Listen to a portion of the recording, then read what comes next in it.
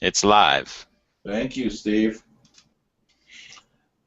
Good afternoon, everyone, or good morning, depending upon what part of the country you're in. From thepowerofbusiness.net, we are pleased to come to you this Friday, first Friday again, with another live chat. With us today, we have another entrepreneur who is going to talk about being in the restaurant business. And again, we welcome you, and I'm happy to introduce our person today, Edgar Oliveira, who has the Harvest Brazilian Grill and Station West. And we'll get into these two restaurants that Edgar owns, asking him some questions. But before we begin, if you do have questions, don't forget you can type them in, and either I'll see them here on the screen, or Steve will comment and tell me if they're coming in through the Google Plus page. Edgar, welcome. Thank you, Glenn. Okay. Nice to be here in your studio. It's an amazing studio.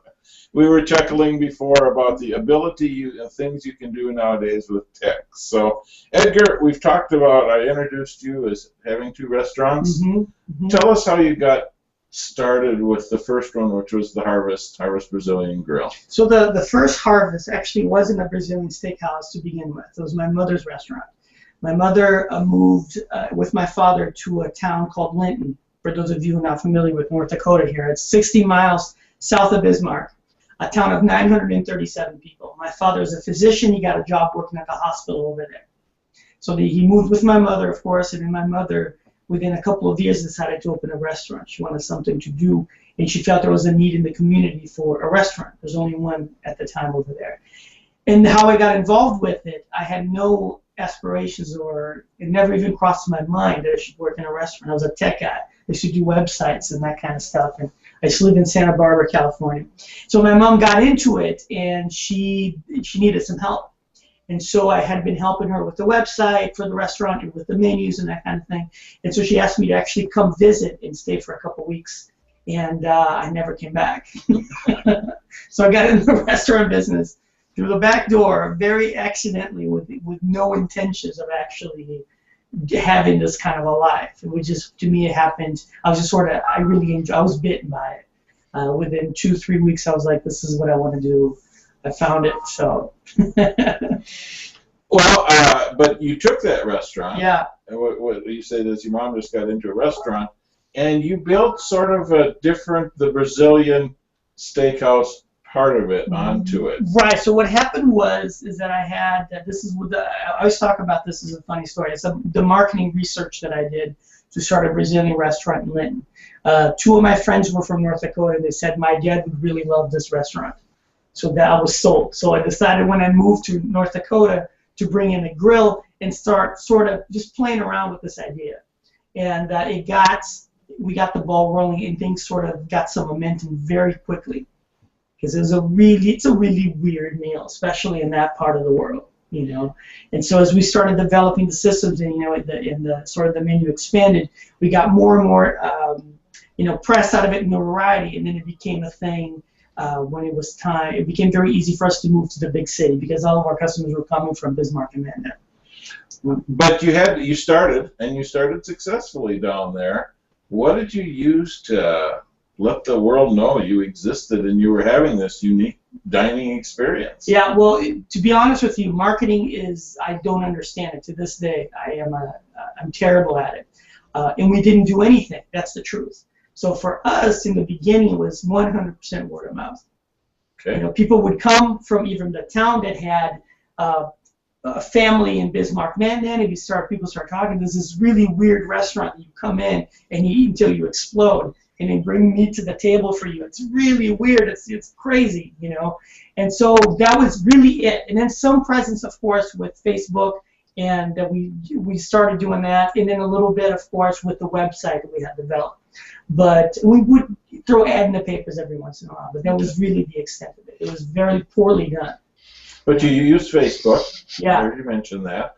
And you still use Facebook today. Yeah, now it's a whole different story. You know, our marketing has grown tremendously from our humble beginnings in Linton to our metropolitan experience in Mandan. You say you don't you don't understand marketing. Who does the marketing? Well, what I did is that one of the best moves I ever made is that I hired a person who was a marketing person to come help us out, And the thing that worked for us is because we have 2 restaurants, going on our 3rd one, as a matter of fact, now. So it becomes a lot easier for you to hire somebody. So you're actually able to pay this person to do these things for you. Okay. But her name is Jill Lamont Getz, and she does marketing for all 3 of our, entities. Okay. So you were in Linton. You moved to Bismarck, Mandan now, a much larger city and stuff. Your business, when I'm over there, looks like it has just taken off. But now you opened, and I would say that the Harvest is it's a nice experience restaurant. It's a nice evening out restaurant. But now, and you've also though opened a second one, which is Station West. Yeah. So Station West was born out of this idea that we have this big fancy restaurant, which is the Harvest, which tends to be a little more expensive. Like you said, it's about the experience. You don't necessarily go there for a quick meal. It's not a half-hour thing or a 20-minute thing in and out the door. That's not what the idea is. But with that experience comes some challenges, and one of them was it's a traffic challenge. It's not a restaurant that you go to every day, and because of the price, it kicks a lot of people out the door immediately, whether they have the money or not. It's a perception that's going to be really expensive, or this is not for me. So the idea is, being in downtown Mandan, we had seen businesses just sort of come and go, and mostly go. And in having the Bismarck downtown in mind, the idea was, what happens is if we sort of grow a different business next to the Harvest, so we start to create a little community of businesses and restaurants over there. So that was the original idea. And then of course the second part of it is like, what can we offer that would be a good fit with this community in this particular time? And then the concept of burgers and beers are the ones that really popped. I did some marketing research on this. So I ask people all the time, so what do you guys want to eat? Burgers and beer. That everyone was saying that. It's like, fair enough, let's do a burgers and beer place. And so we were able to get a really good deal on the building for 2 clients of mine at the Harvest that were wonderful people. And they came and he was like, we have this bar, do you want it? And so again, accidental. I wasn't looking to do a beers and burger joint. It wasn't really. I thought the Harvest was still too young for us to expand. Financially, it was a huge gamble that I took. It was scary at times. But it was one of those things, because we're doing this work at the Harvest. These 2 people came to us. They eat there all the time, and they say, I have this building. It happens to be this bar. We want to sell it. Do you want to buy it?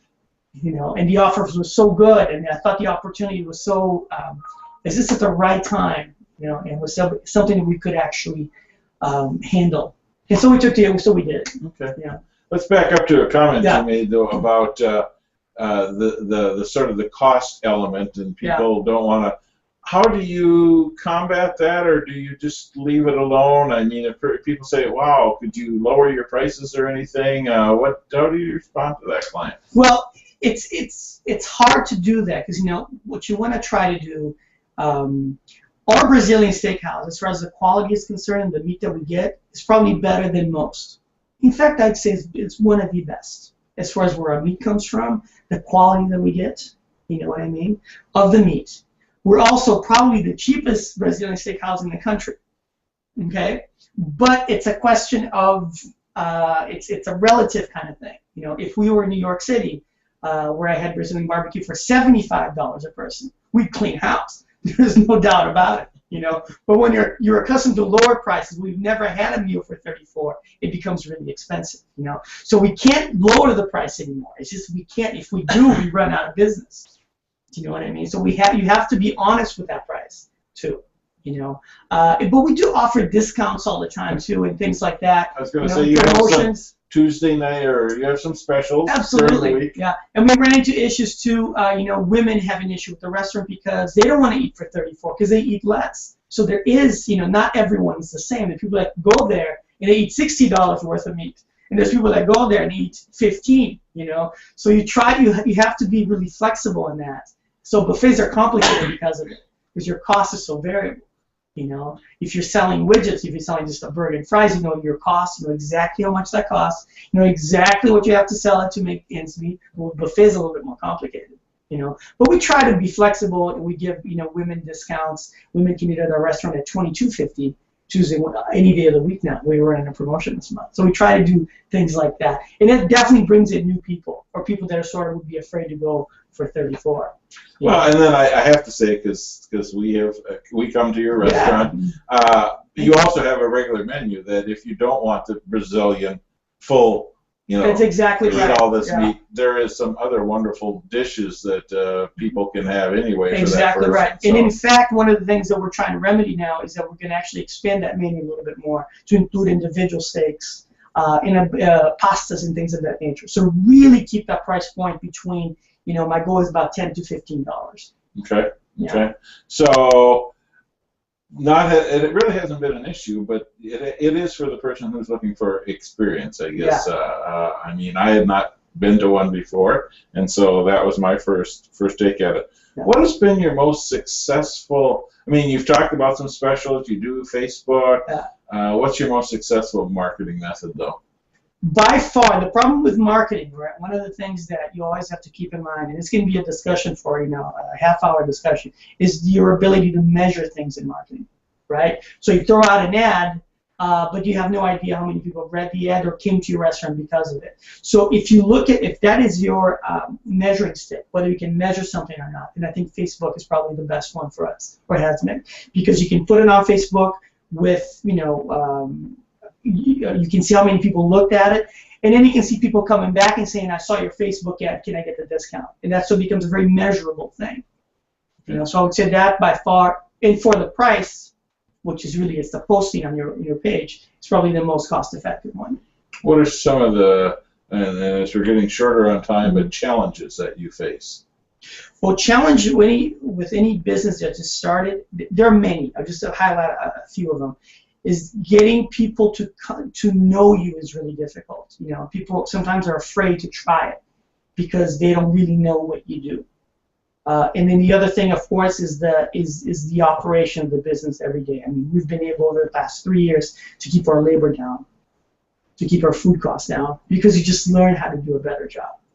You know, and then from a managerial perspective, when you own the restaurant and you have to do everything yourself, especially in the beginning, is you have to overcome your own limitations of, like, you're not very good at finances, or you're not very good at bookkeeper, or you're not very good at being a leader.